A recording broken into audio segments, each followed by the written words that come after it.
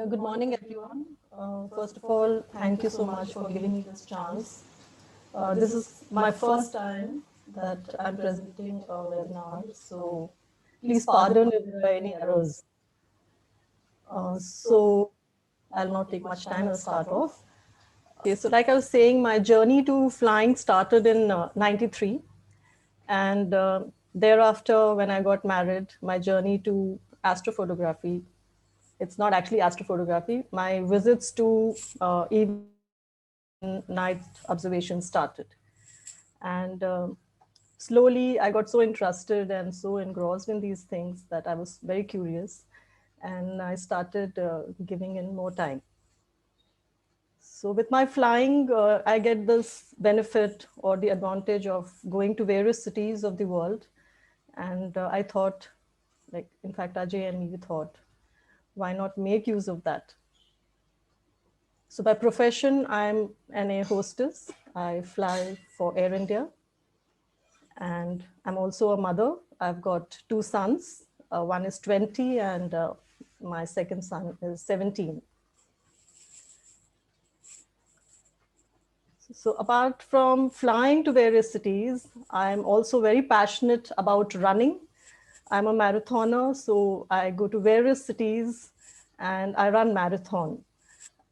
The favorite one is TCS 10K Bengaluru. One, because it is my home, and the beautiful weather, which attracts me to that place. So the cities that I have run are Delhi, where I'm presently based, Bengaluru, and Mumbai.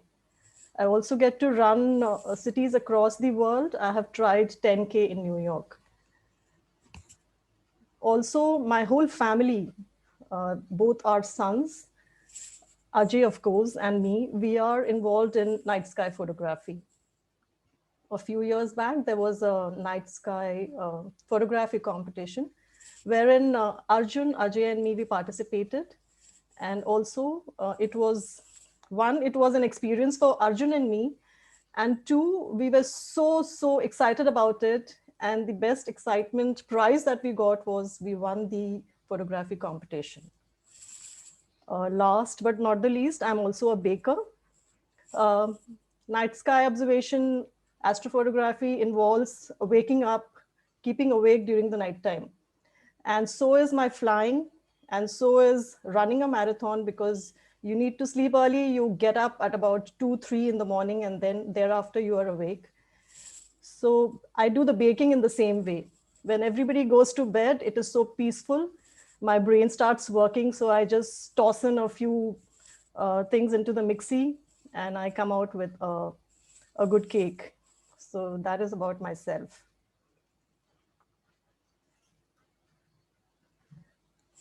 After I started photographing the night sky, I started running marathon. My company, Air India, they published an article on me in the in-flight magazine, which is Shubh Yatra.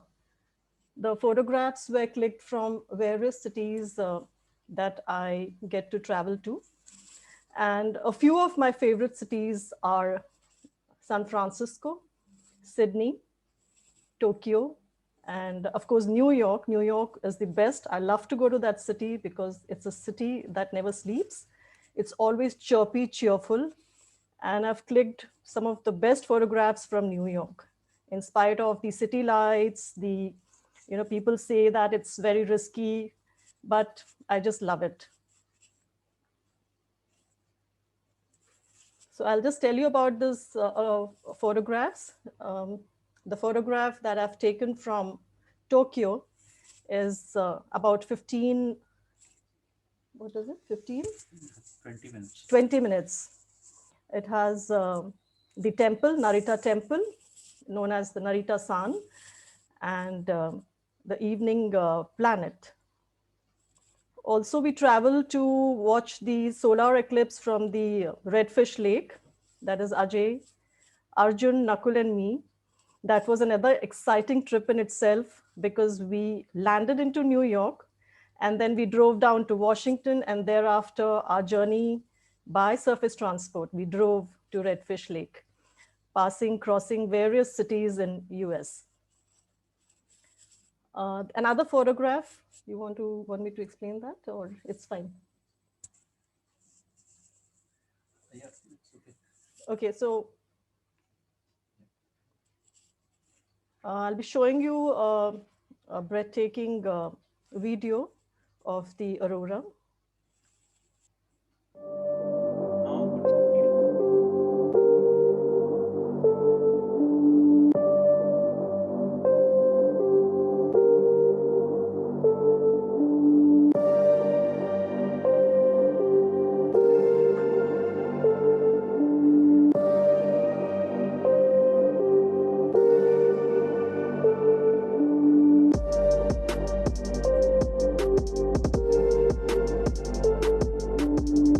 So this was this photograph of the time lapse was taken from New York, Delhi.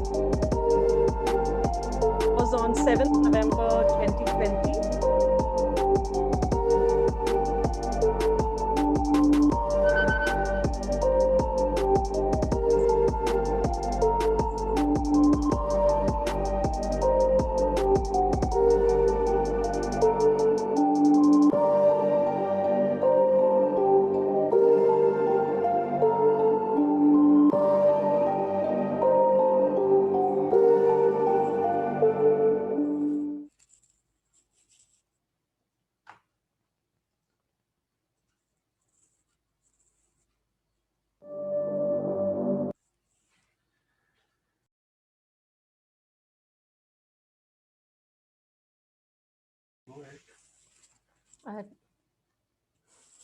Okay, so I'm going to talk about some of the day shots.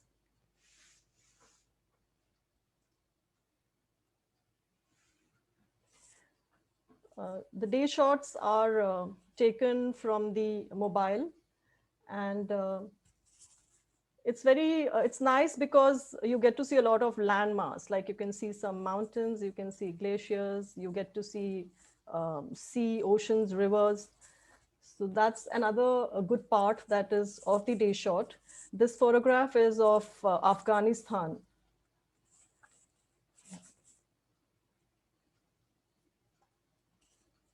So these are a few of the day shots that I'm showing. Okay. Well, day shots are easy. You can use either a cell phone or a digital SLR camera. And the photographs are instant. The good part about it that you get to see a lot of landscapes and you get to see the curvature of the earth. So day shots are quite easy, and we often do photography. Day shots are easier to take. You can click these from your mobile phones.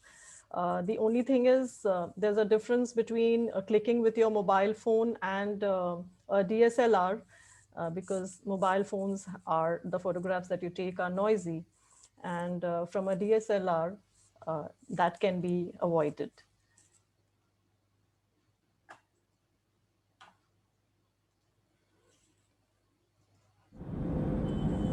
So this is a video, actually a time lapse, which was taken on the first polar flight that I operated on 15th August 2019. It was from Delhi to SFO.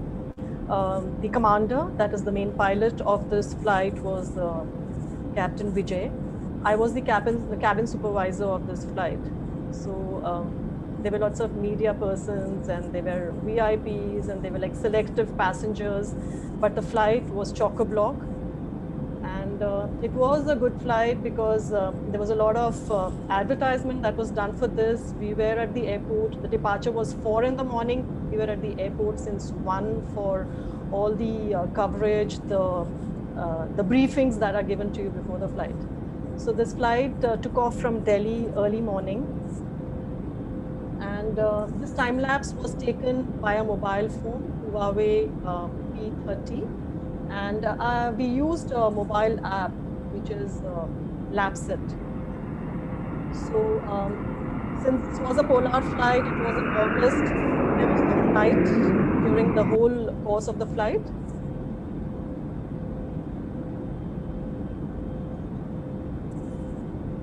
What was the mobile app? What was the, sorry, come again? Mobile app. The mobile app was Lapsit. Lapset. Yeah, LAPSEIT.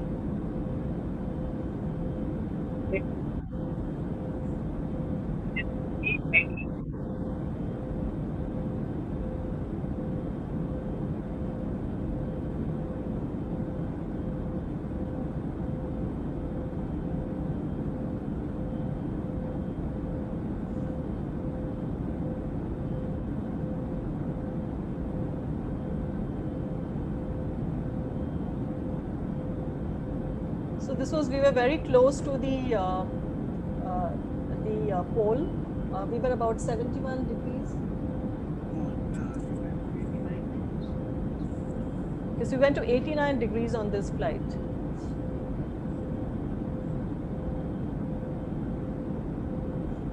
It was during the daytime, being August, one side you can see it is all frozen. On the other side,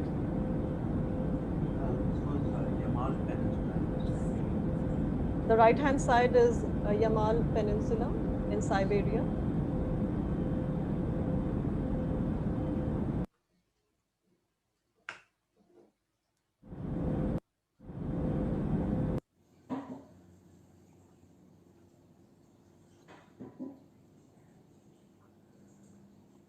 Okay, so now coming to actually photographing from the aircraft, I used a mobile holder. It has a suction which was very good. It stuck to the window shield. And it also has a stem which is very flexible. So you could, move it to any which way, any shape, any angle that you wanted it to be. And also the mobile holder was large and it was soft. So there was no fear of, any mark coming onto your mobile phone. So you can see how we have curved it up for it to fall in a proper angle, so that because it's difficult when you are sitting in an aircraft and you have limitations, like you can't get all the angles. So that was the best we could do, and the result you've seen.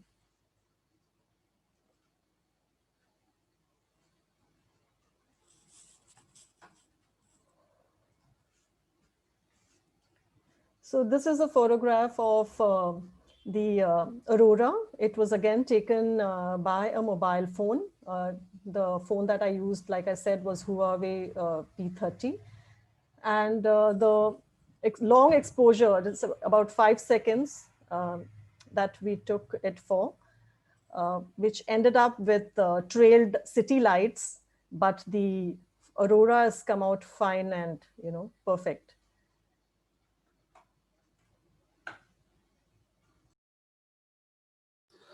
Okay, I'd like to say something about this particular photograph. This was taken with a mobile, and the mobile was capable of long exposure, but ultimately a digital SLR camera works much more beautifully in producing noise-free pictures. So this particular image, the noise reduction was really severe, and some of you may be able to see the posterization that has happened in the aurora. So you can use a mobile phone for night photography from a plane window, but the results from a digital SLR camera are really wonderful. Although it's much easier to attach a mobile phone to a plane window, because you can use a small suction cup that are nowadays available to be fixed in your cars. But when you when you can manage to photograph from a digital SLR, you will never look back towards a mobile phone.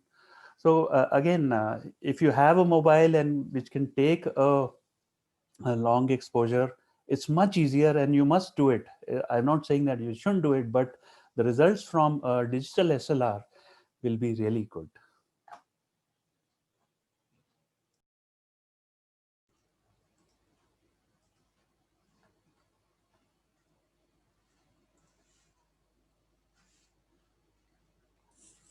So this is, it's a video. Yeah. Okay, this is a video of while if you're flying and you want to select the flight time or the flight or the routing, whatever. Suppose you're going from Delhi to Bangalore or Bangalore to Delhi.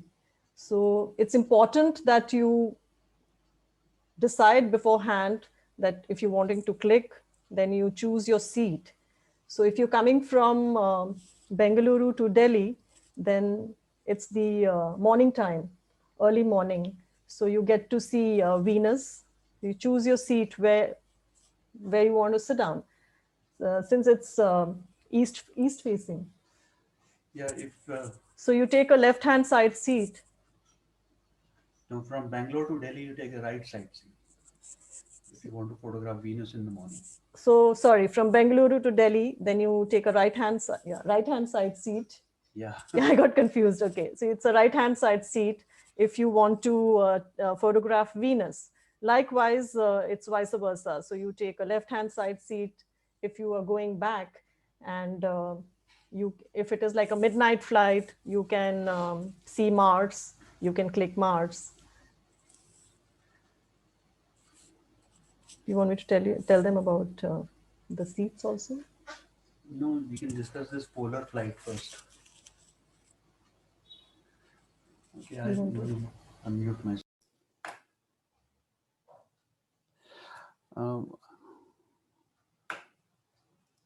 Okay, I want to say a little bit about the flights which are continental, like if you're going to the US, and these days the flights are direct, that means no stop. And usually the plane takes a polar route because the polar route is easier, it's faster, and because sometimes you get headwinds and sometimes you get tailwinds. So because of all these factors, the direct flights are mostly polar flights. So suppose let's take an example. If you're flying from Delhi to New York, usually the flight will take off at night around midnight. So since you are flying westwards, the night will be prolonged. Usually the night at Delhi would be 12 hours, but on the flight, the night will be prolonged to about 20 hours or so. That's because you're flying westwards, and the night, you're crossing the time zones, and you take off at midnight, and still you land in New York or Chicago or some other place in the morning at about 7 or 8 on the same date. So on this particular flight, if you're flying from Delhi to any city in the US, if you take a seat on the right side, you will be facing the northern side. These flights usually go up to 65 or 70 or 75 degrees latitude, and facing north, you'll be able to see a spectacular display of the aurora. What I have noticed is that even if there is a aurora warning or not, you're always able to see some green air glow or some spectacular. Even if the aurora is not visible from the ground, you will certainly be able to see it from air. And similarly, if you're flying back from the US, if you take a left side window, it will be facing north. Now, you may want to photograph the Milky Way, and in summer months, the Milky Way is always towards the south. So you might think that suppose you're flying from the US to Delhi, and you will take a right side window seat, and you will be able to see Milky Way. But the thing is that in summer on these polar flights, it never gets dark. So you should be careful about selecting your seat and flight time.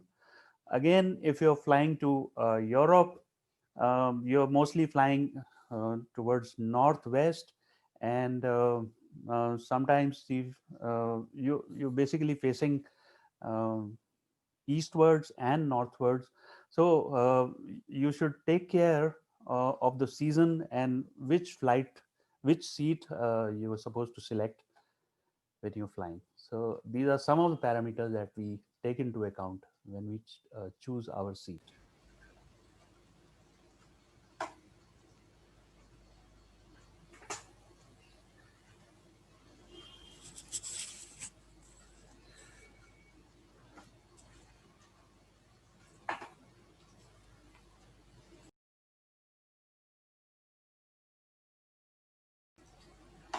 I would like to mention a particular website called seatguru.com. On this website, you can get any aircraft of any airline of the world. So in this slide, you can see about 5 aircraft which belong to Air India. Air India has 777s aircraft, 2 kinds of 777 aircraft, then the Dreamliner 787. Air India also has the Airbus 319-320 for domestic sectors, and Air India also has the 747-400 aircraft, which is the rightmost in this particular slide. You can see that the first class is right in front. So this seatguru.com will help you select your particular seat. Whether the choice of seat is basically whether you are in the front portion or you are over wing, sitting over the wing, or you are at the rear part of the aircraft behind the wing. So if you are over wing, you will not be able to see any part of the earth. If you are sitting at the rear of the wing, there'll be a very bright light shining, the strobe light from the wing tips. If you're sitting on the right side, it will be red colored, and if you're sitting on the left side, it will be green colored. And these strobe lights are very bright. So if you are sitting in the front, then the strobe lights will be far towards the rear.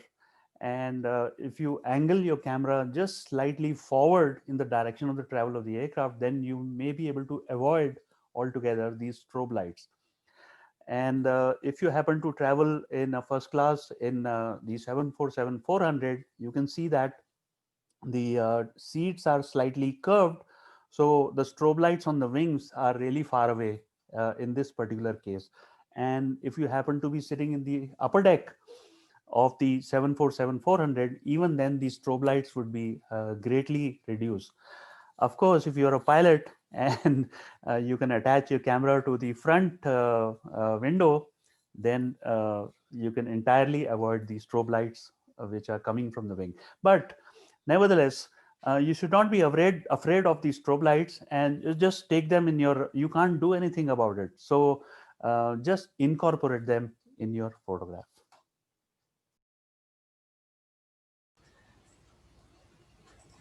Ajay, Neelam, so we have a question on Zoom chat. So Vineet asks, is there any chance that there would be an objection from flight staff in case if you want to use suction holder or a tripod or DSLR? Yeah, we are coming to that problem.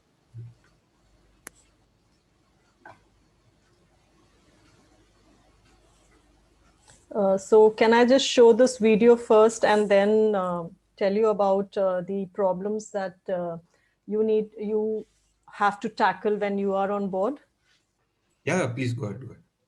Yeah, so this is from around the world. That is, we operated Delhi SFO, that is San Francisco, going eastwards. And then thereafter, we also did the return leg, that is the San Francisco Delhi. So which was also flying eastwards. So which was again flying eastwards. So this is like going around the world. Yeah, that's going around the world. I told them that. So we'll show you a short video. Voice is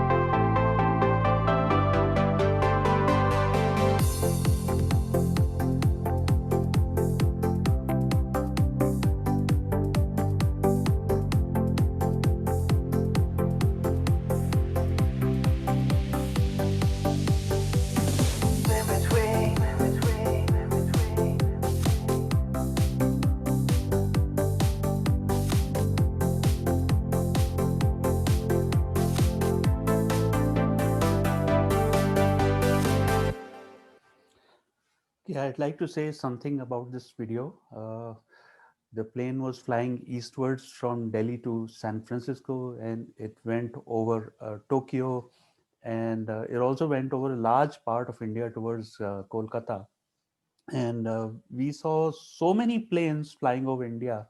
In one of the images, there are about as much as 9 planes flying.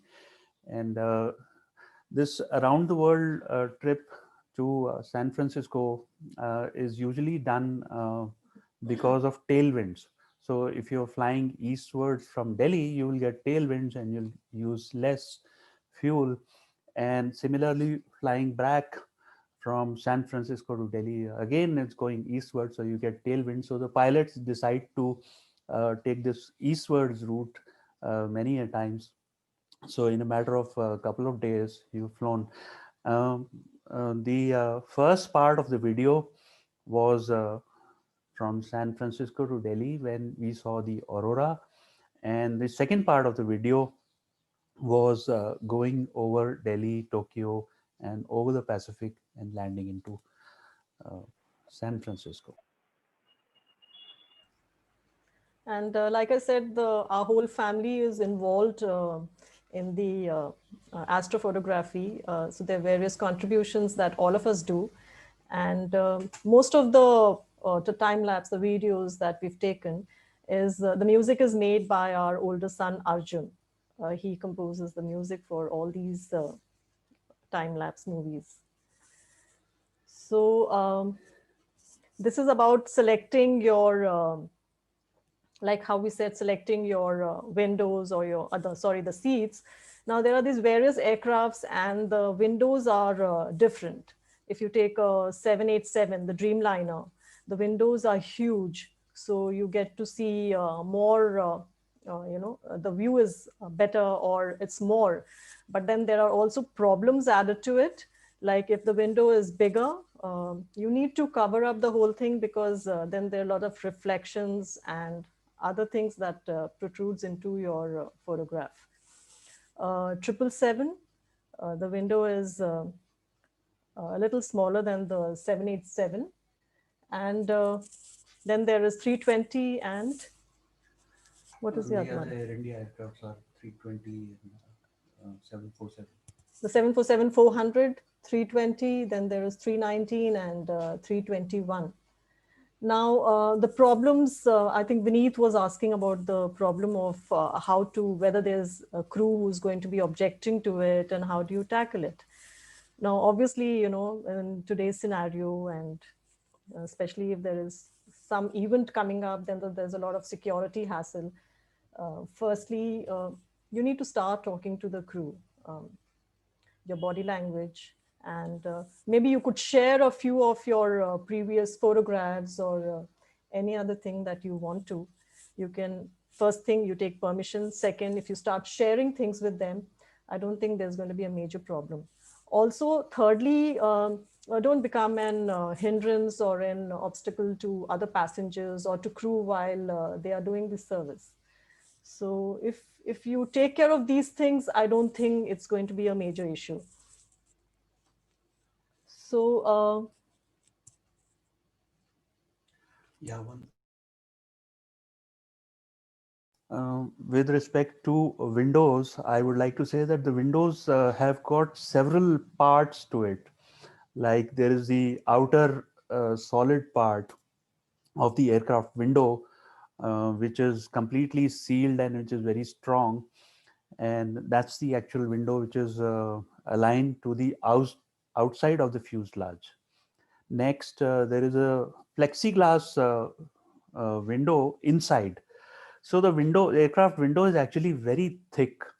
And if you point your camera um, perpendicular to the window, then you're okay. But if you start making an angle in the window, like if you want to uh, angle your camera towards the forward of the aircraft or towards upper side of the aircraft, then there's very limited choice. Like if you're traveling in a Airbus 319 or 320, then the window is really small. So the window is so thick that if you angle your camera uh, away from the perpendicular of the window, then the window itself comes into view, and it will cause vignetting, and the corners will get very dark. So you should be careful while aligning your camera.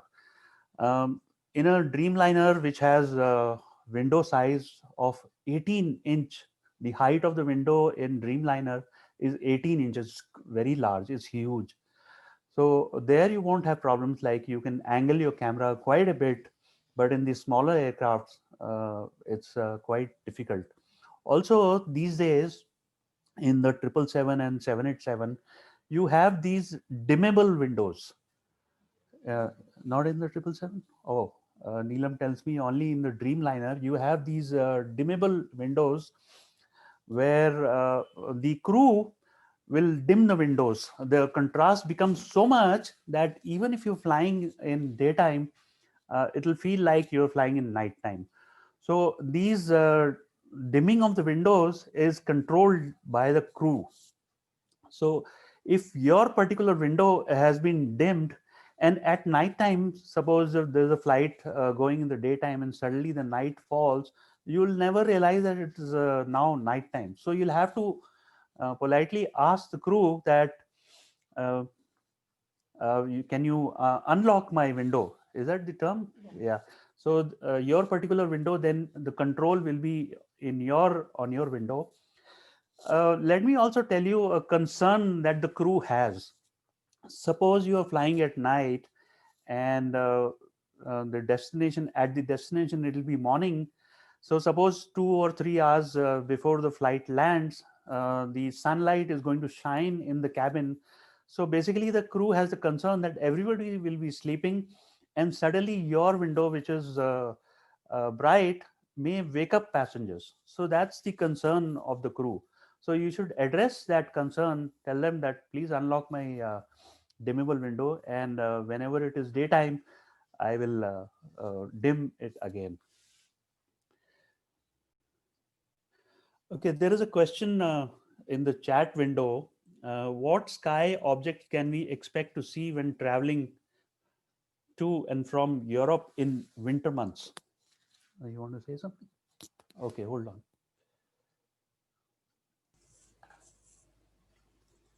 Yeah, go ahead, Leela. So basically, another thing that I wanted to say was if you are going to see the solar eclipse or any other event or whatever photography that you want to do, it's very important to make a checklist. So while you're making your checklist, it is also important to keep in mind that you are going to go through a lot of security check, and also objections from maybe your co-passenger or maybe the crew. So it's a good idea to reach the airport a little early, so that like since we do this a lot, we carry a lot of equipment, and when Ajay is along with me, we go through a lot of hassle of security checks. So when you are early at the airport, then you politely talk to the CISF personnel who is doing your checks, and if you become in a friendly way and a friendly tone, if you explain to them that, like how I said, you share a few of your experiences, they also get curious about it, and they start asking you questions, and they let go of your it's a little easier. Also, there are these limitations and your baggage rules and regulations, where you're supposed to not carry batteries in your bag, and you're supposed to carry certain things in your cabin bag. So please take care of that also, so that when people start objecting to it, you get a little irritated, frustrated. So it's if you take care with your checklist, basically, then everything falls in its place. Also, somebody was asking me, I think Vineet was asking me, or someone was asking about whether you can go to the exit and photograph. That is actually a no-no, because it is directly related to the DGCA, the rules and regulations. It becomes a violation for the crew, and if there is somebody traveling on a flight and he or she puts in a complaint, then that particular crew gets into trouble. So photographing from the exit is a no-no, but if you take care of which side seat you want, and whether you want it in the forward or the aft or the center, then if you plan that, then there is no need for you to go to the emergency exit. I hope that answers the query that someone had posted. And a little homework, like you carry, if you have a visiting card, or if you have made, like, sometimes, I carry postcards which has our photographs on it, like the photographs taken by us, or a calendar, which we generally make, or a little booklet which comprises of the collection of your photographs. And if you start sharing it with the crew, they get very curious, they start asking you questions, and that's another way to get friendly with the crew.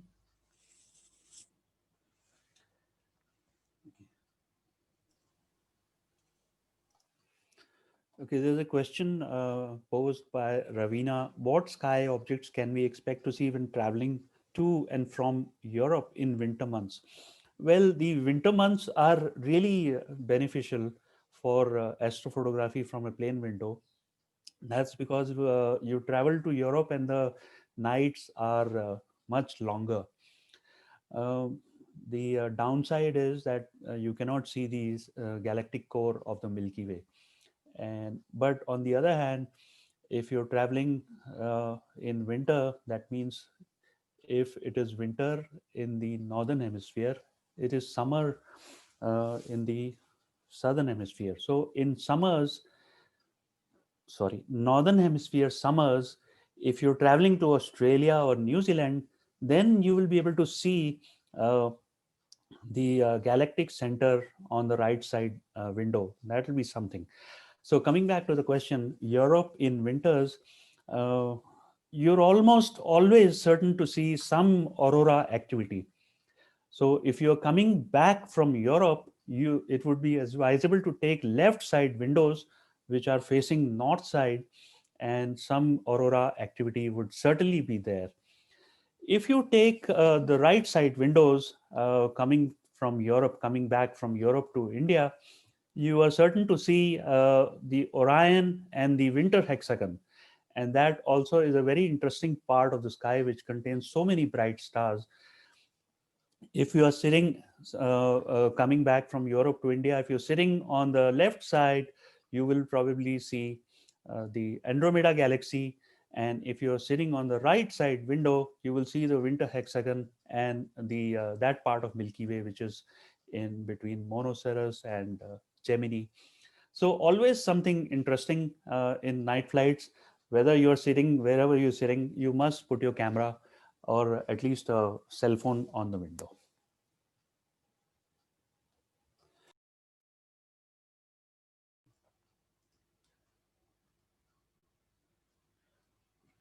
So this was my first photograph, a time lapse that I took from the aircraft. This was in November 2016 on my flight from Chicago to Delhi.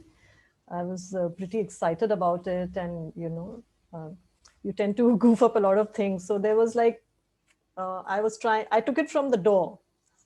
Since I was a cabin supervisor, the door was assigned. That was my assigned door.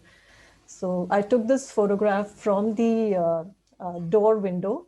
And the door window is comparatively smaller compared to the cabin windows. So again, there were limitations. I couldn't turn or put the camera at a particular angle. It was just that you just fix the camera there, whether it is crooked or whether it is straight or at an angle, that is not in your control.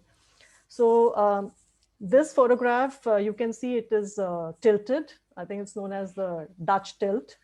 And it is, I couldn't even focus it properly from the window. So you can see it in this photograph here. So there are, Ajay and me have come out with solutions to focusing. So what we do is either we focus it beforehand. So the lens that you're going to use, you stick a small, maybe you put a mark on it when you focus it on infinity, or you stick a small tape there, or some way to mark your focus. So when you go on board, when you board the flight and you're ready to click a photograph, it is there. It's much easier for you to focus then. Or the other thing that I know it sounds silly, but the other thing that I did on this flight was I was so desperate. I really wanted to click this. So I was standing at the nose, like just behind the cockpit. I was standing there and I was trying to focus to the end of the aircraft where I could see the ordinance, the seat belt and the no smoking sign. So I was trying to focus it on that. So we came out with these solutions that you focus it beforehand, before you go on the flight. So it makes it a lot easier to focus your picture. So this was the result of the time lapse that the first shot that I took from Chicago to Delhi.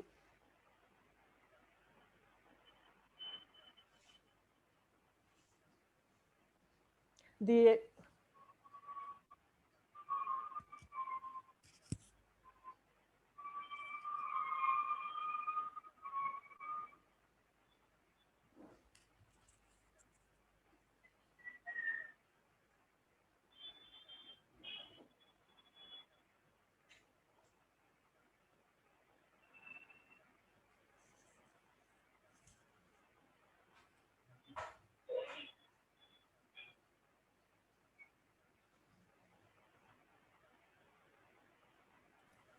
Ajay, Neelam, so before moving to the slide, so I have one question regarding the photographing aurora. So how do you choose the exposure time? Under what conditions do you think we have to change? And so in usual time lapse, so what will be the interval between the photos? It is approximately 2.5 seconds, 2.5 seconds, or 2 seconds.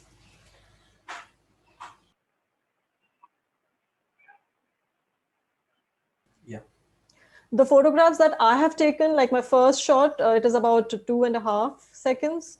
And initially when I started clicking, because it was something new to me, Ajay and me wanted to do something different. It was like a new experiment to us, and I could not decipher. Then I realized that it was getting overexposed, because we always take photographs from standing at a particular place in the city. So that photography is different from the photograph that you take from the aircraft. So then I realized that it was getting overexposed, and there were lots of trails and things like that. So it was trial and error basically. And this photograph that I took was 2.5 seconds.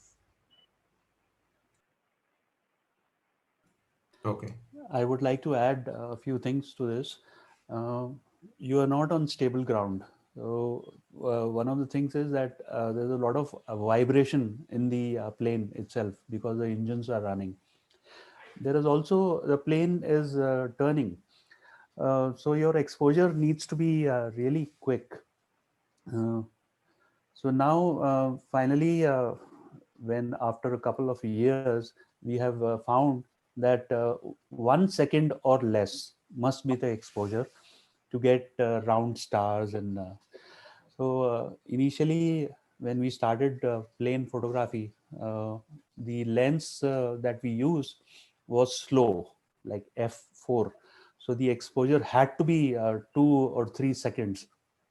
But now since some time, we have been using a particular lens which is 20 mm, sigma 20 mm, and the f ratio is 1.4. So it's really fast, and we can afford to give exposures of less than a second if the ISO is kept more than 6400, like 12800 and so on and so forth. We go really high on the ISO. So on the other part of your question, that how much gap do we give? The gap is really important. If the aurora is moving rapidly, and if you give a gap of about 2 seconds between exposures, so let me explain again. Like if the exposure is of 1 second, and then you give a gap of about 2 or 3 seconds, then another exposure of 1 second, and so on and so forth, then your video will have jerks. Like the aurora will be seen to be moving in a step fashion. So there has to be a minimum gap, like 1 second or so. So if you are giving an exposure of 1 second, the gap has to be 1 second. So you're really capturing lot of photographs in a short time. So sometimes what I do is so that the card may not get full and the processing is not really heavy on my computer, I reduce the raw size to mid raw. I don't shoot full raw. And I also tell Neelam sometimes that you can use either the middle raw or the small raw. So Nikon and Canon and all other cameras have this facility of reducing the number of pixels. Basically, it's like binning the pixel. So these are the steps we take to photograph aurora. I hope that answers your question. Yeah, thanks, Ajay. This is very helpful. Yeah. I see someone is asking a question that what if you are stopped at the airport for carrying something which is not allowed? Firstly, camera is something which is allowed. Batteries are also allowed. Batteries are allowed. Tripod is allowed, unless it's a real huge heavy one, which you yourself are not able to carry, and then you come into the notice of the ground staff or the crew. So these are things which are allowed actually. So nobody is actually going to stop you. I hope that answers your question, Rajpal. Sharp objects are not allowed, but then tripod doesn't have anything sharp in it. Please do not carry any kind of cutter or if you're carrying a tape or something and you want to, you can carry a masking tape, which is paper. So you can use your hand and tear it off. So don't give a chance and don't carry anything which is objectionable. Like don't carry a cutter or a scissor or anything that you come under the scanner. Apart from that, the things that I mentioned are allowed. Like any weight restrictions are there? Yeah, every airline has weight restrictions. So like up to much? I think the cabin baggage is about 8 kilos. And but if you divide it into two, like maybe, you put a little on your backpack and put a little in your trolley, the cabin bag, it should be fine. Okay. Thank you. Usually airlines will allow a cabin bag plus a laptop bag. So you can you utilize this rule to carry a few extra things in your laptop bag. So nowadays low cost airlines really have strict rules, but even low cost airlines will allow 7 kgs of a cabin bag plus a laptop bag. So you can use this rule to Okay. And I just wanted to ask, mobile phones generally not allowed to be used inside the cabin, right? I mean, See, if you are on ground and if it is a city which involves the defense area, then you are not allowed to use any kind of, whether it's mobile or your DSLR, you're not allowed to use that. But once you take off and I think his question is slightly different. Mobile phones have airplane mode. Basically, you're not allowed to use the communication facility of the cell phone in air because it causes interference in the cockpit radio. But you can use the camera. So if you put your phone in airplane mode, which is non-communicating mode, you can use it for camera. And so, probably that's what the question is it? yes, yes, yes, yes, yes. That's the question. So does that answer your question? Yes, sir. Yes. Thank you. Thank you, sir. Okay.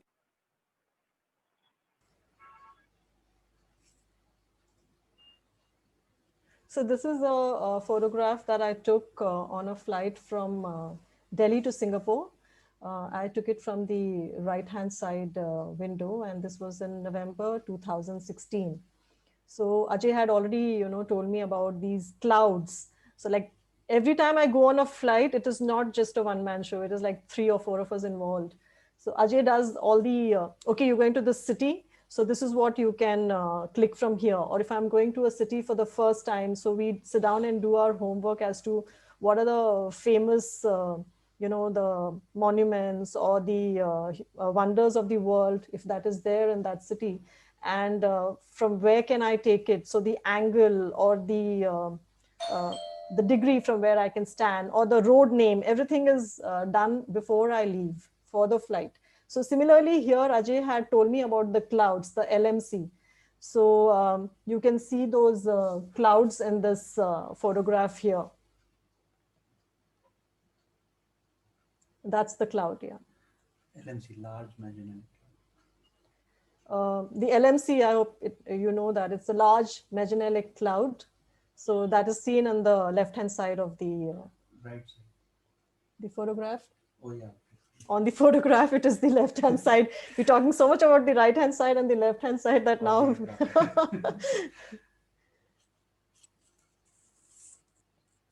So like Ajay was saying that, there are lots of, you need to take care, like you can't get irritated that, okay, there's a lot of vibration or suddenly the aircraft turns or, the angle changes and there may be turbulence. So the aircraft is shaking a lot.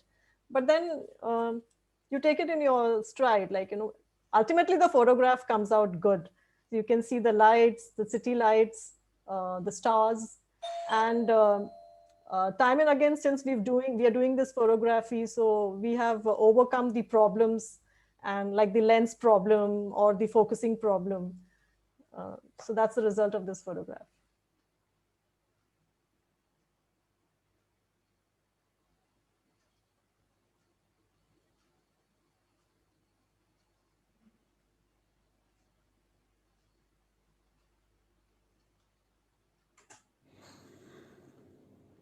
So coming to the equipment that we use for the photography from the aircraft.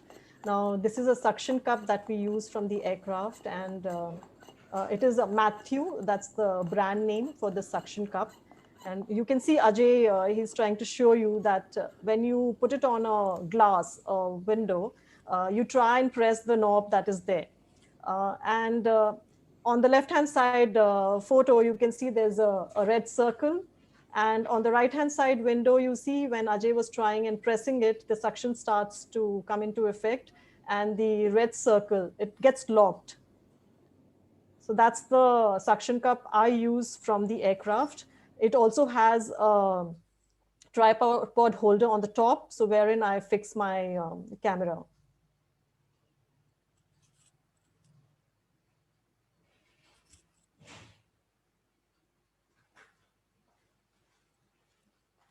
Can you do it? Where do we get this particular tripod? I mean, suction. The brand name, this is Matthews. That's a Matthew suction cup.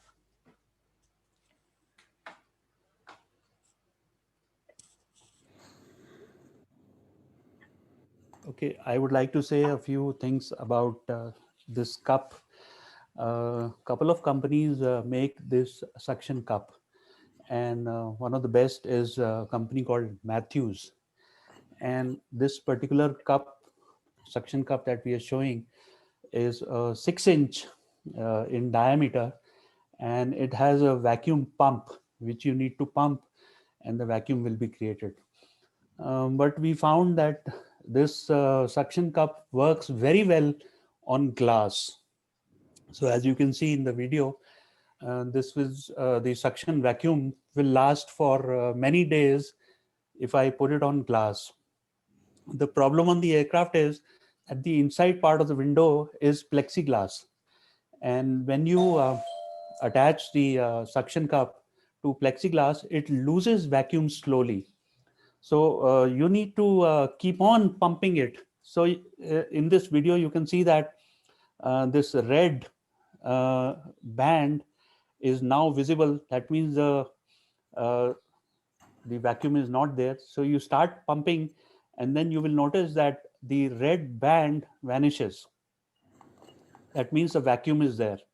So when you attach it to plexiglass of the aircraft interior window, and you see this red band visible, then you have to pump it again. So every 5 minutes or 10 minutes, you have to keep it pumping the vacuum on.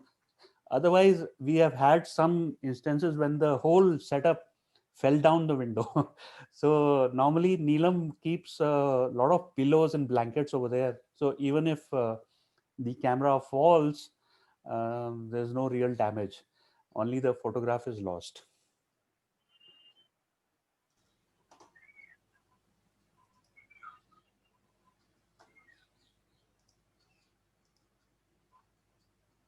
So there are other accessories that you need to, that comes into use when you're doing a photography from the aircraft. Like we use the skirt.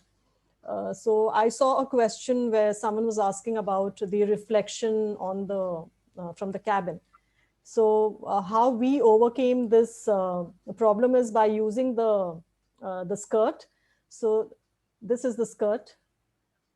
So it has these small suction cups at the four ends, which sticks to the window. So that takes care of your reflection.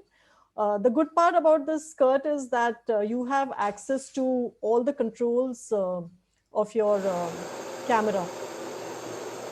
So like I'll be showing you here. See, it is, you can tighten it around the lens. So you still have access to whatever changes you want to make. Also, if you want to, you see it, this is how it looks from behind. So you have all the controls with you, and you still have like are avoiding the reflection from the cabin or the lights. So this is what we use.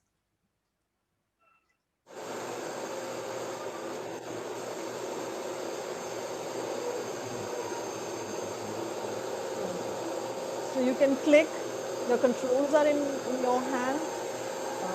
You can see the photograph that is being taken, or if you want to make any changes, you can also do that. That is the benefit of the skirt.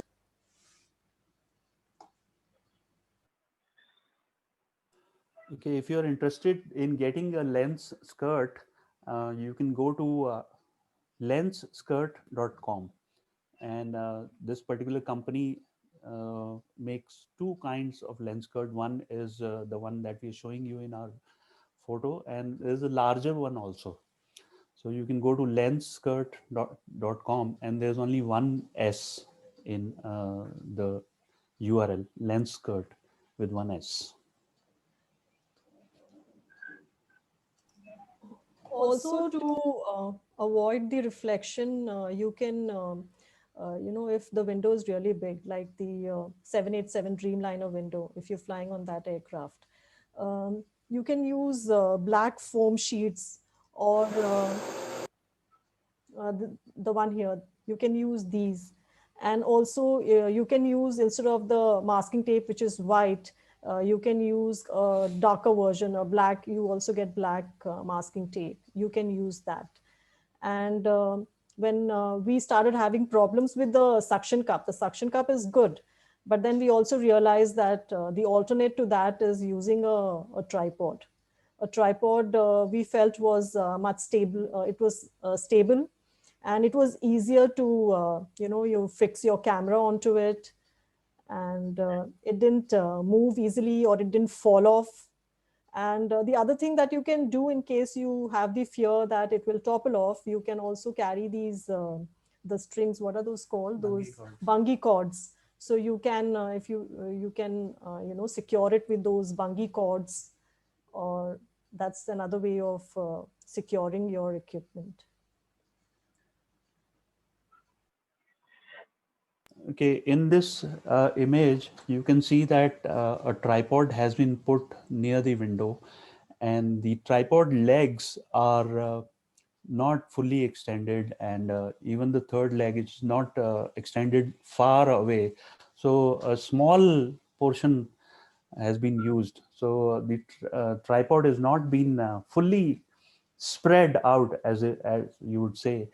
And the leg which is behind has been raised a little bit, so that you get the camera is actually, sorry, the camera lens is actually touching the window, and you're getting a little more support from the window. So the rear leg of the tripod has been raised so much that the lens starts touching the window. This has a benefit of providing a little more stability, as well as reducing the reflections from the cabin. Also, if you're thinking of doing photography from plane window, taking a blanket and covering the entire camera is not a good idea, because you will then have to get inside the blanket, and then you'll have to tape up the blanket. So this lens skirt is an extremely fine idea. Either you can purchase it, or you can, I'm sure you can make it yourself with 4 small suction cups and a ribbon, or rather elastic on the lens side.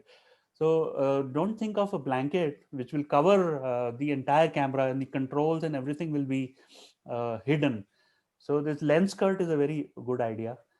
You can use it. And in the image, you can see that I have used white masking tape, but recently I found that black masking tape is also available. So it will further benefit to reduce the internal reflections from the cabin.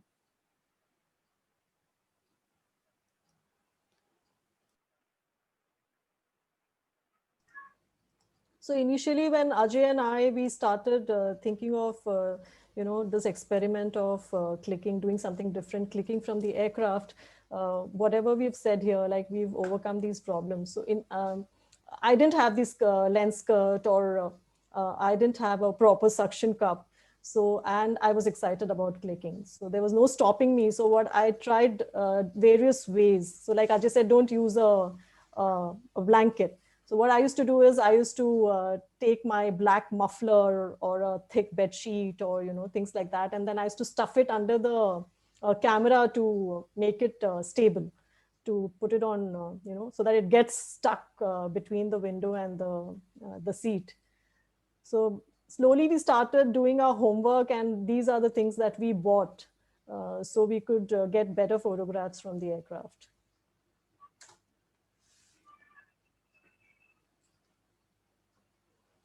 This photograph is taken from over Russia, and you can see the comet there. Yeah, the comet is on the right-hand side. Comet Wirtaten. And that is Comet Wirtaten. You can also see Pleiades and Orion, a lot of city lights.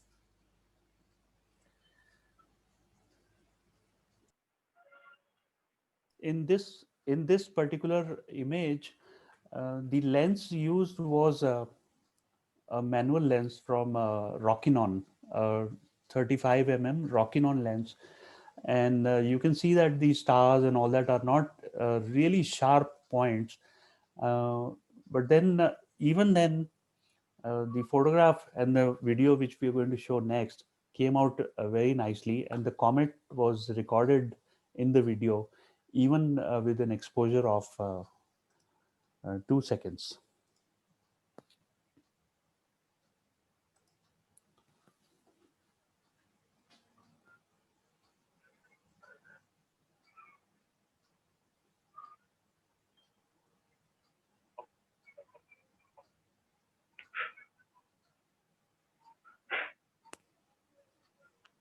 This was taken on 16th December. 1 second. This was taken on 16th December 2018 over Russia. And I took this photograph from the left-hand side window. Yeah.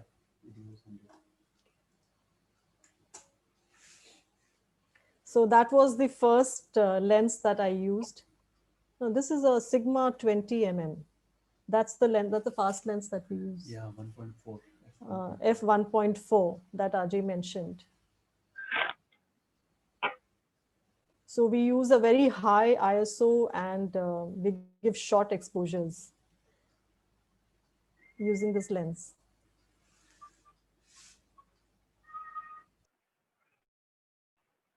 usually it will be a good idea to shoot wide angle. So, but we have a fisheye lens from Canon, but that lens is very slow, like f4. It also, when we use the fisheye lens, it also captures the actual window rim. So this particular lens has been very extremely useful, this 20 mm, because it's wide angle and it's rectilinear. That means it provides for a straight horizon, not a curved horizon like a fisheye lens. And the focal ratio is 1.4. So we can shoot stars in 1 second exposure at high ISO.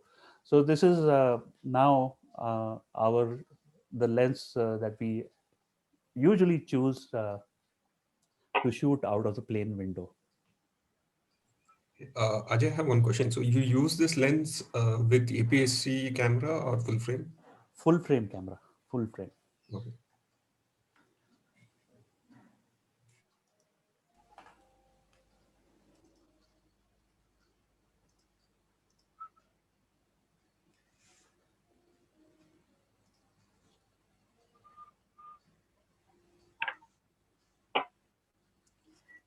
So this is a photo of aurora, which I took going from SFO to Delhi. And this was on 31st December 2018. So we started off from San Francisco SFO on 31st evening, and it was nighttime. So we captured this photograph of aurora. And you can see in the photo, there is a crater, a meteorite crater. We were flying over Canada. It was all frozen. This was during winters, obviously, December.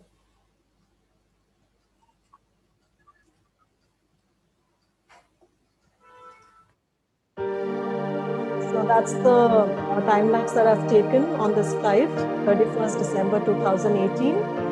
We started our flight from San Francisco, nighttime, and you can see Pleiades, you can see the meteorite crater and the Reindeer Lake. It was all frozen. This is over Canada.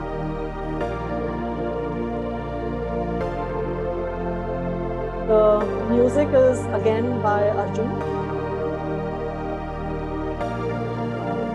You can see the green landscape, basically the aurora and then the reflection on the ice.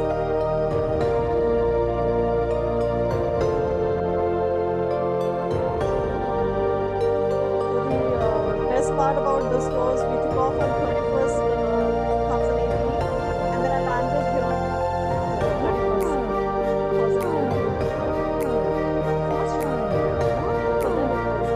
It was 1st Jan 2019 into Delhi.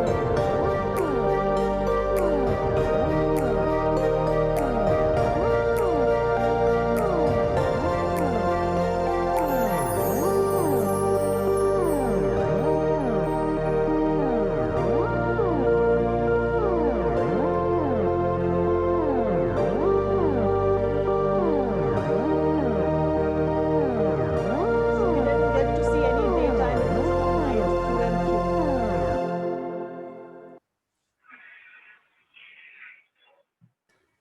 I'd like to say a few things about this video.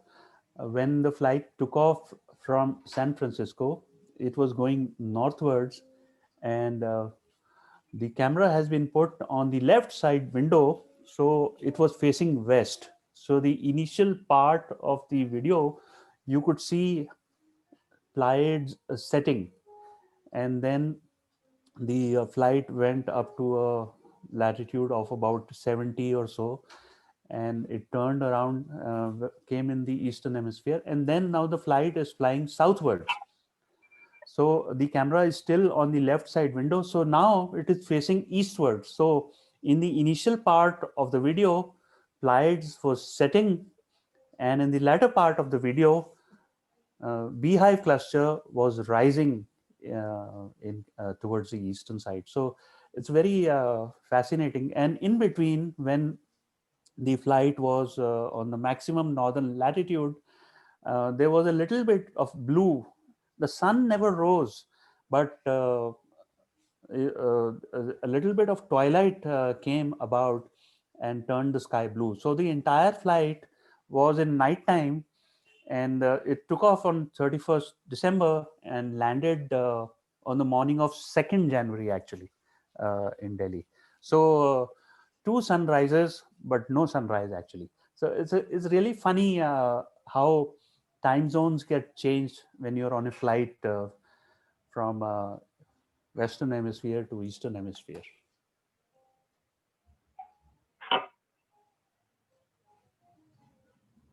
Okay, we need to reduce the volume of the. Okay.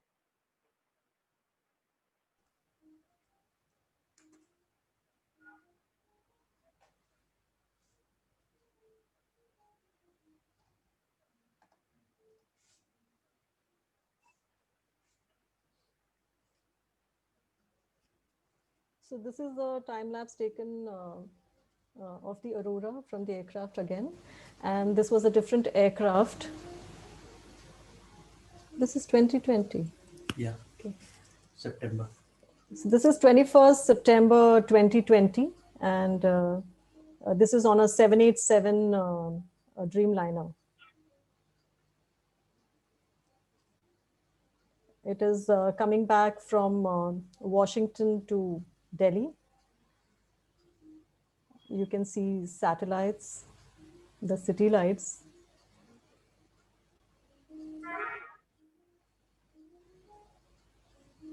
So the first half of this was taken by a mobile phone where you saw the blue tinge.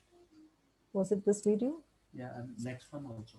Yeah, so this blue light, this is taken from the 787 window wherein the windows were dimmed.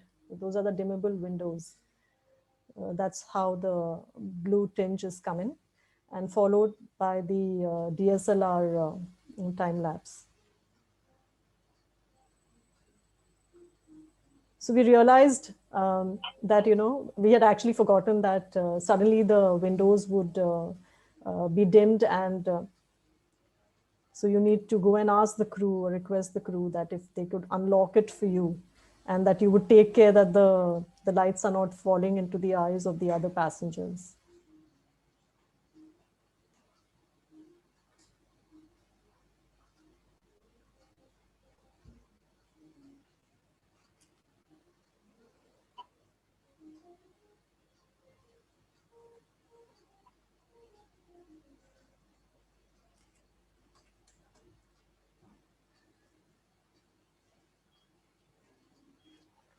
Yeah, you see. So this shows the strobe light on the wings of the aircraft. So like we were mentioning that if you are sitting in the forward part of the aircraft, you get to, your photograph. What is included is the engine and the strobe lights. So don't worry about that. That becomes a part. You could make it into a beautiful photograph anyway, like you see here.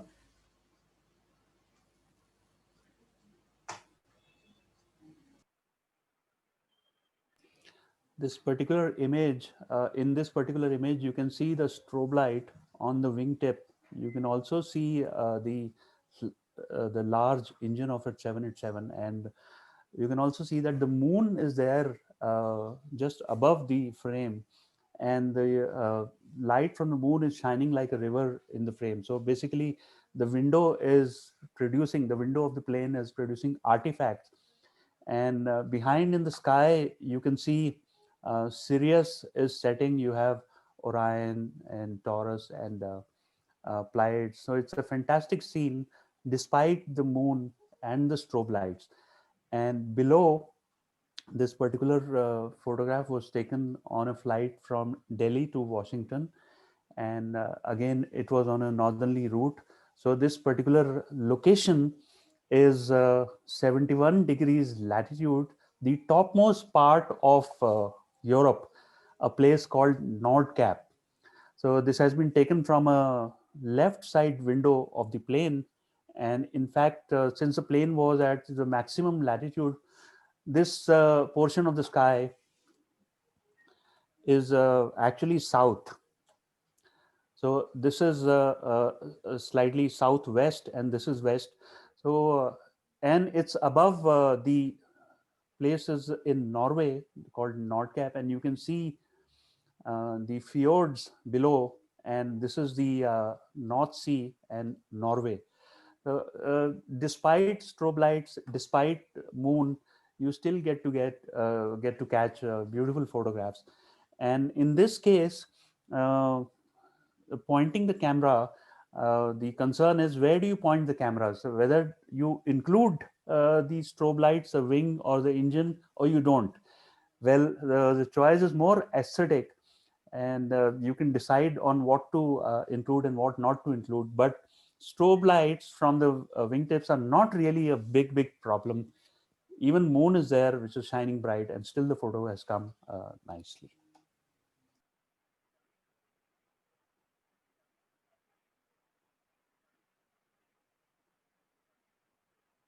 Yeah, you want to take up this question? Komal Bhattacharya. Komal Bhardwaj, you've asked this question about, if the crew is going to object to a mobile phone holder or a dark material, a cloth or a lens cover. I had answered this, but anyway, nevertheless, I'll answer this question. Yes, crew will object, but you need to work towards it. As in, like I said, if when you bought the aircraft and you have come with the idea of photographing from the aircraft, then you talk to the crew, you request them, and you show a few of your previously taken captured photographs. You tell about yourself as to what you do and that it is your passion to click photographs. They are not going to object to it. Also, you take care that you don't come on their way, you don't go near the galleys or the exits, don't block the way, don't become an hindrance during the service or to your co-passengers. So nobody is going to object to it.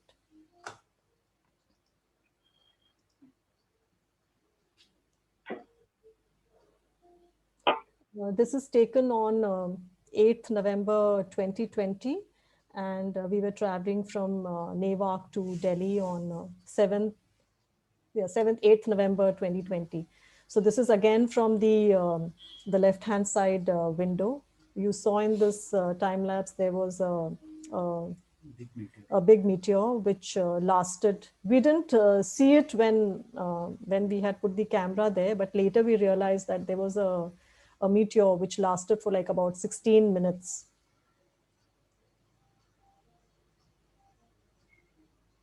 The smoke from the meteor, it lasted for 16 minutes.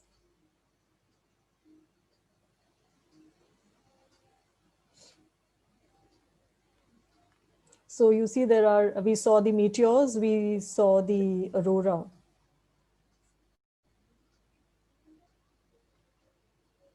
This was during Geminids, right? Much before. Geminids was on 12th. This was on 8th November. But Oh, it that still was is a December.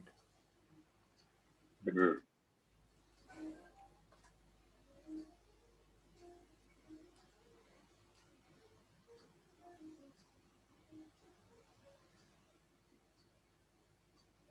So that is Geminids and aurora from the aircraft window. And this is on 13th December 2020 on a sector from Delhi to Washington.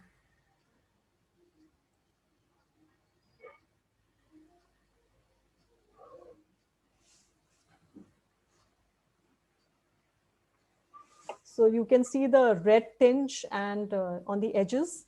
These are the reflections on the window. I think this was a different aircraft again. It was a 787. This was a 787 Dreamliner, wherein the photograph is taken from the right-hand side. Right-hand side. Yeah, the right-hand side window. And the seat was the first seat on the aircraft where it was very close to the galley, and the window, there were a lot of things like the windows were dimmed and we didn't we realized it later. And then the reflections on the window, like we said, the window is large, so you really need to take care. You can see Andromeda Galaxy. In this also you can see Andromeda Galaxy.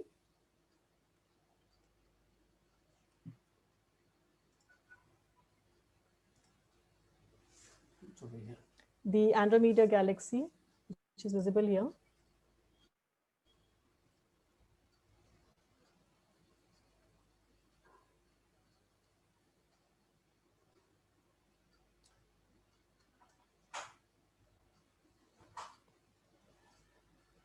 Okay, I'll take this up.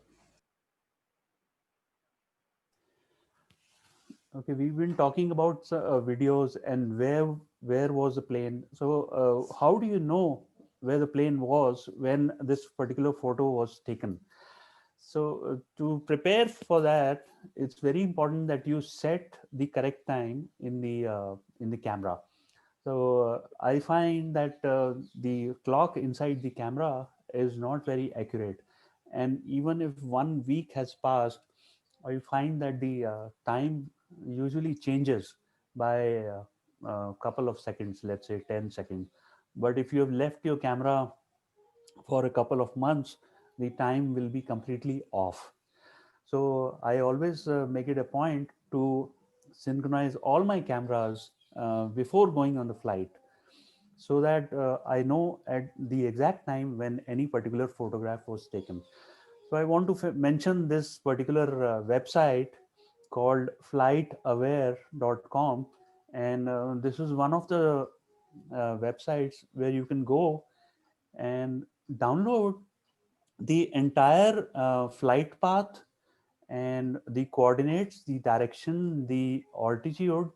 So whenever I come back from a flight where I have shot any video, I of course save the images on my computer, and in the same folder I download this Excel sheet of from flightaware.com of that particular flight and keep it in the same folder. Now, if you have come back from a flight and you download this Excel sheet, it will remain there for 2 or 3 days. After that, it becomes paid. So if you want to download some historical data of a flight, you will have to pay and subscribe to this site. So I come back and immediately download this data so I can refer to it. Like I was telling you about that flight, about that image which was shot above Nordkapp over Norway. How did I find it? So I knew the time from the image, and then I went to flightaware.com and downloaded the data, and then that's how I found. So even that video which we showed in the initial part of our presentation, which was a polar flight, we had downloaded the data from flightaware.com and then uploaded as an Excel sheet on a Google Earth app, and then made the entire path of the flight on a Google map. So flightaware.com. You want to say something? Similarly, the reindeer. Yeah. Okay. Similarly, the flight wherein we showed you the meteorite crater and the reindeer lake, like we didn't know what we had clicked. And finally, when we started going through the photographs, we were so excited. And I just said, hey, you got this reindeer lake, and I had not even, the funniest part was I was not even aware of such a thing. So he was showing me the, telling me about the meteorite crater and the reindeer lake. It was all frozen.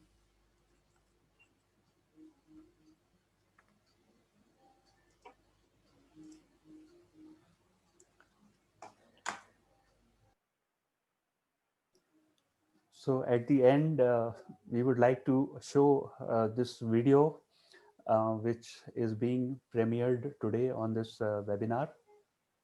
And in the image, you can see the Tuan slogan, which is one people and one sky. And the image has been taken from a plane. And on the earth portion, you can see this brightly lit line, which is actually the border between India and Pakistan. So this was shot on a flight which was going to Washington from Delhi. The left side portion from the line is India, and the right side portion is Pakistan. And in the video, which is the next slide, we'll be showing the flight from Delhi to New York.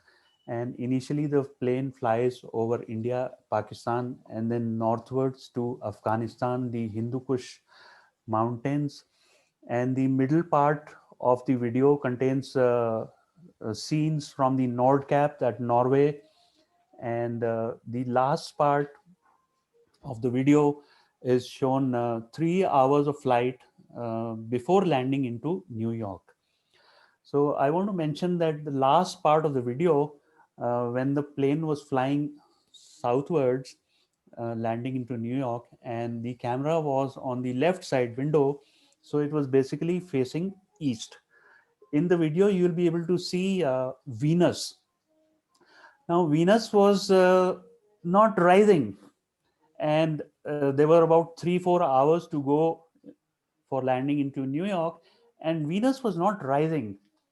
I was amazed that normally when you are on land, on ground, you see Venus rise before morning, and it rises very quickly. But on a plane, it was not rising. I'm sure you would understand my dilemma that I'm watching Venus for about 3 to 4 hours, and it's not rising. So what's happening? Then later at home, when I was processing the photos, I realized that Venus was not rising because the plane was moving westwards. So suddenly it dawned upon me that the Venus was there and the plane was there and the Earth was rotating just like that on its own. So that's a kind of analogy that settled into my mind, that Venus was not rising, only the Earth was moving. So let's take a look at this video.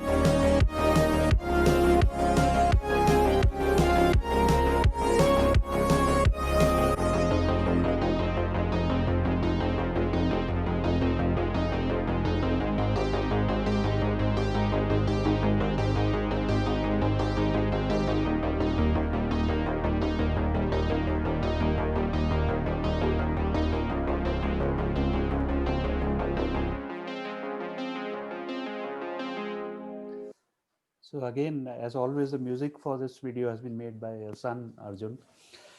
And so this is the end of our presentation. And if there are any questions, in fact, Neelam has to go on a flight. She has, what time is you reporting? 1500. It's Oh. okay, I'll answer. She is operating a flight to Bombay today, and she has to leave for the airport in another hour. So I hope you like the presentation. If you have any questions, we're ready for that.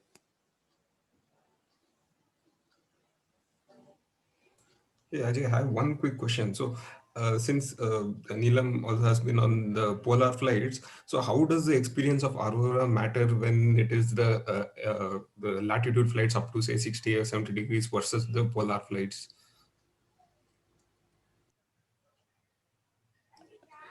Actually, uh, uh, polar flight, the word polar flight has many meanings.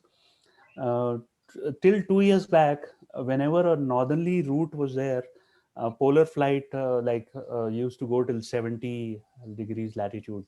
But now, since 15th August uh, 2019 or 18, 19, there was a flight done by Air India which went right over the pole. So, could you? I'm a little confused. What your question is? Could you ask again a little? So basically, when you are at the, I mean, so auroras are basically more prominent around 65 or 70 degrees latitude, if I recall correctly. Yes. Uh, so if we are going beyond that, so how does the experience of viewing or photographing the aurora matter? So when you will be seeing at the one side, then all of a sudden aurora will be on top of you and then behind you. Oh, basically, to photograph the aurora, we try to take the northern side window. Now, when you are flying from Delhi to US on a polar route, by polar route I mean with the flight which is going up to 70 degrees or so. So we take a right side window which is facing north. So always we find that in winter time we see some amount of auroral activity. If it is summertime, it'll never be dark. So you don't expect to see aurora in the summertime. But if it is spring, autumn, or winter time, then some amount of aurora activity will always be there. Uh, I have noticed that even if there is no aurora detected on the ground, like some of my friends in Tuan, the world at night, they are stationed at Yellowknife and Canada. They will not report any aurora, but from the flight, you will always see some amount of activity, aurora activity. So if you're flying to the US or even to the Europe, you should take a window which is facing the north side to get photograph the aurora. Does that answer your question, or is there something more to it? Yeah, it answers one part of it. Other part of it will be like, say, if the flight is directly underneath the aurora. So how will that experience be when you are trying to photograph it at lower latitudes, slightly lower latitudes, like say 50 or 55? Right. So basically, a wide angle lens would benefit. Yeah, sometimes you really feel that you are under the aurora, and especially when you are sitting in the cockpit. Although normally you would not be allowed in the cockpit, the cockpit has windows on all sides, and you can even look far to the rear of the aircraft when you sit in the cockpit. Then you feel that you're surrounded by the aurora, and aurora, if there is a high activity, usually you will see that it is moving a lot. The curtains, they are like shimmering, and sometimes you see green aurora, sometimes you see pink aurora. Although with the naked eye the colors are extremely muted, like in a photograph the aurora will appear green and also pink, but with the eye you cannot discern the color so much. It just looks like a cloud. So when the aurora is all over you, even then you would want to have a north facing window for better display and brighter display. So if you are sitting on the south side of the plane, then the aurora activity will be much reduced. Yeah, yeah. Thanks, Ajay. Yeah, this answers the question. Neelam wants to Were you trying to ask if you've ever seen aurora under you? I mean, below you. That's what you were trying to ask. Yeah, kind of. So I mean, so how does the photographing angle or the even the experience matter? So when you are looking from the side, or if it is underneath, I mean, aurora is over above you, or when it is behind you when you are crossing the North Pole or very close to North Pole. Actually, I've never seen aurora under us, as in the aircraft above and aurora below. I've never seen that. But I have seen aurora which is all around your aircraft. So irrespective if it is winter time and it is dark through and throughout your flight, and even if you're sitting on the north facing the left hand side window, you get to see shimmery curtains, and you will initially feel they are clouds. But later you'll realize you get to see the color in your finish product, but you will realize that it is aurora because you'll see the shape changing. It will be various shapes. So the aurora I saw last was, it started from the left hand side the tail, as in the back of the aircraft, and then I went to the cockpit. I could see we were under it. It was like raining over us. And then I turned onto the right hand side window. It was even there. So sometimes you get to see all around you. So irrespective whether you're sitting left hand side, right hand side, but preferably left hand side facing north, but you will also get to see it on the right hand side, if that answers your question. But I've never seen it under us, as in it's never under us. I've always seen it at our level or above us. Yeah, got it.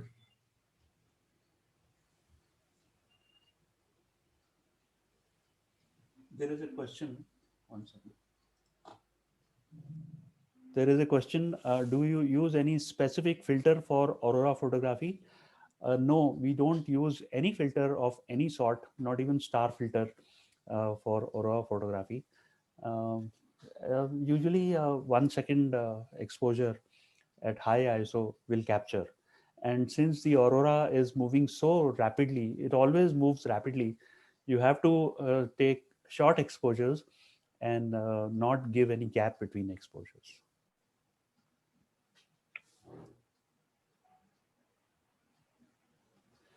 Oh, he's answering the question.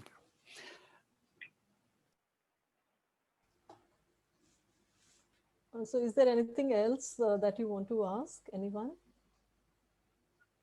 Can we take is a telescope required? I don't. A telescope, sorry? I mean, is a telescope required to see all this, or a regular your camera and this is sufficient? You're talking from the aircraft or from the ground? From the aircraft. From the aircraft, you can see aurora with naked eyes. Initially, you will feel, like I said, that they are clouds, but you will realize that they are not clouds because they start changing their shapes. They'll be in various shapes and sizes. And you just need a camera or a mobile phone to click the aurora. You don't need a telescope. A wide angle lens with your camera, and also a mobile phone if you don't want to carry a camera. Will do the needful. You don't need a telescope. Okay. Thank you.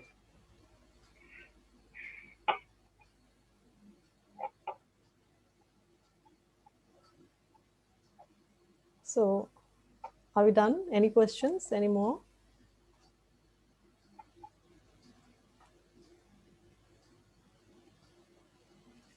Yeah, I think there aren't any questions. Okay, so I would again want to say a big thank you to you all for helping us share our experiences. And if there are any questions that you may want to forward, we will answer. Thank you again. Thanks, Neelam. Thanks, Ajay. I mean, it was a wonderful session. I mean, I never experienced so many aurora's photos and so much details that we could actually see from airplane and night sky. I mean, my experience has been very limited, mostly with equatorial flights, where I was only focused on the ground to see the various city lights, the roads, and everything. But yeah, so this opens up a lot of opportunities in the coming future. Yeah, so this is something that I look forward in my future flights. I think same goes to all other participants as well. Thank you again. Thank you very much. Pleasure. Thank you. Thank you. Like, how can we? Okay, there are a few questions. Did you get a chance to photograph the solar? Yes, we were at Idaho, the Redfish Lake. Patna, Delhi, Patna, Delhi. Yeah, there was a eclipse flight that I organized in the Indian eclipse in 2009, 2000, when there was the last total solar eclipse over India. We had organized a eclipse flight, and the flight went over Delhi to Gaya to Patna and back. So we photographed the eclipse from that. So we've been doing plane photography since a long time now.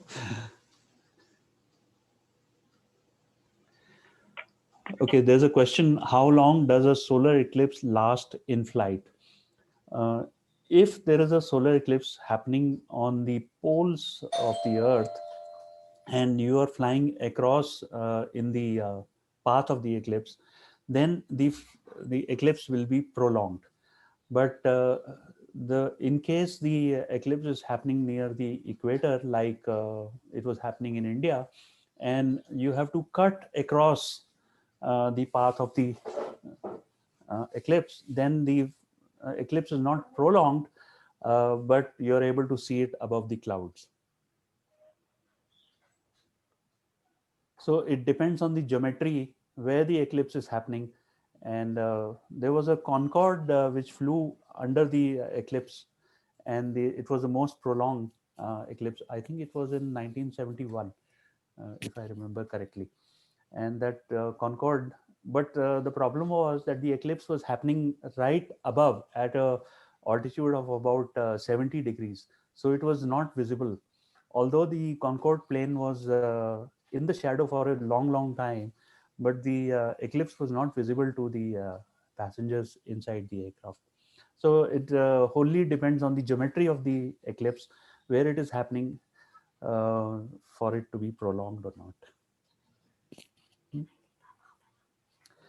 Okay, Neelam would like to say bye because she has a flight to operate. Thank you again. I've been only thanking you guys for giving me this chance. And Ajay is going to be here to answer to all your questions. And maybe we could connect again sometime if you want to. So, Yeah, bye-bye. definitely, Neelam. I mean, it has been a wonderful session.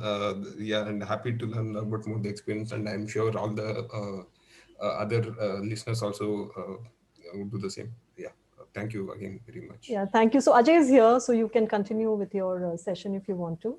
But I'm sorry, I'll have to leave. I have about half an hour to go to leave home. Yeah, so bye again. Bye. So, well, I think there was one question from Amit. So I have Sony A6 400. Usually, I don't get enough exposure in night sky, and my lens is f4.6, and he lives in a bottle 4 region. The for landscape astrophotography, I consider photographing from the plane as landscape astrophotography. So you must have fast lens. F4, f3.6, or even f2.8 is considered very slow. And since I have been started using Sigma lenses, which are f1.4, I have got tremendous, very fantastic result. So the difference between f2.8 and f1.4 is really huge. Zameen Asman ka fark hai. Yeah, usually that has been my experience as well. So as and when you start going lower f number, you'll never turn back. You'll start liking the fastness of those lenses, shorter exposure time, shorter ISO, less noise. They are amazing. Yeah, when I was purchasing the fisheye lens, I asked one of my Don colleagues, Babak Tapeshi, how is the lens? He said it's very good, but it's slow. So I was never able to grasp what he was trying to tell me. But then when I shifted to lenses like 1.4 and 1.7, then I realized that a 60-second exposure in f4 and you can finish the same exposure in a matter of 5 to 7 seconds, which is a huge difference. So lenses, fast lenses play a very good role in landscape astrophotography. Yep, that's true. So guys, if you have any questions, yeah, you can unmute yourself and directly ask, or we can plan on concluding the session.